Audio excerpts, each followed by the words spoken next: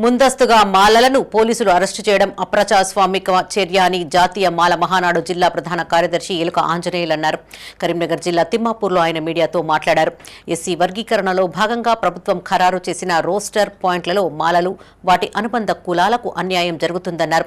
GO 99ను సవరించి roster point 22 నుండి 16కు తగ్గించాలని కాంగ్రెస్ ప్రభుత్వం మాలలకు అన్యాయం చేసిందన్నారు. రోస్టర్ విధానాన్ని సవరించకుంటే రాబోయే కాలంలో కాంగ్రెస్ ప్రభుత్వానికి గుణపాఠం చెప్తామన్నారు. అరెస్ట్ అయిన వారిలో రాష్ట్ర ప్రధాన కార్యదర్శి మేడి అంజయ్య, జిల్లా ప్రధాన కార్యదర్శి ఎలుక ఆంజనేయులు, నియోజకవర్గ ఇన్ఛార్జి లింగం కుమార్, తిమ్మాపూర్ మండల అధ్యక్షులు ఎలుక రాజు, గూడ కమలాకర్ ఉన్నారు. మాలలు వెళ్తుంటే ఎక్కడికక్కడ రాష్ట్ర వ్యాప్తంగా మాలలను ముందస్తు అరెస్టు చేసిన ఈ కాంగ్రెస్ ప్రభుత్వం అనుచిత వైఖరిని మేము నిరసిస్తున్నాము.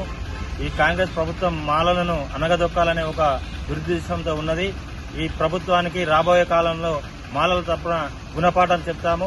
ఏదైతే జీవో 99ను సవరించి మాలలు 22% ఉన్న 22 రోస్టర్లు ఉన్న 16% తగ్గించి మాలలకు న్యాయం చేయవలసిందిగా ఈ ప్రభుత్వాన్ని మాల మహానాడు తరపున మేము డిమాండ్ చేస్తున్నాం.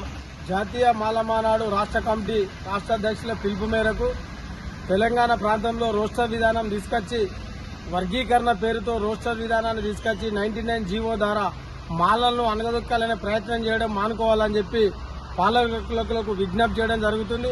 పాలకులకు ఒకటే చెప్తున్నాం, అయ్యా గత 10 ఏళ్ల కిందట కానీ నాటు నెహ్రూ నుంచి ఇప్పటి వరకు మాలలు కాంగ్రెస్ పార్టీ ఎంబడే ఉన్నారు.